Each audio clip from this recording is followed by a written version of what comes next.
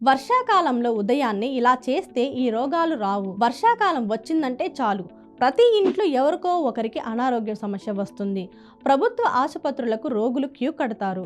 వర్షాకాలంలో వాతావరణంలో తేమ పెరగడంతో బ్యాక్టీరియా, వైరస్ వేగంగా పెరుగుతాయి. దీంతో జలుబు, దగ్గు, గొంతు నొప్పి వంటి సమస్యలు వస్తాయి. ఎన్నో రకాల ఇన్ఫెక్షన్లు చాలా మందిలో కనబడతాయి. దీనికి గల ముఖ్య కారణం ఏమిటంటే వాతావరణంలో మార్పే అని చెప్పాలి. అదే విధంగా హ్యూమిడిటీ పెరగడం, ఇంటి పరిసరాల్లో దోమలు ఎక్కువగా ఉండడం వంటి వాటి వల్ల కూడా సమస్యలు, అనారోగ్య సమస్యలు తలెత్తుతాయి. ఇక ముఖ్యంగా చెప్పాలంటే ఈ వర్షాకాల సీజన్లో చిన్నపిల్లల్లో గాలి, నీటి ద్వారా ఎక్కువగా ఇన్ఫెక్షన్స్ సోకుతాయి.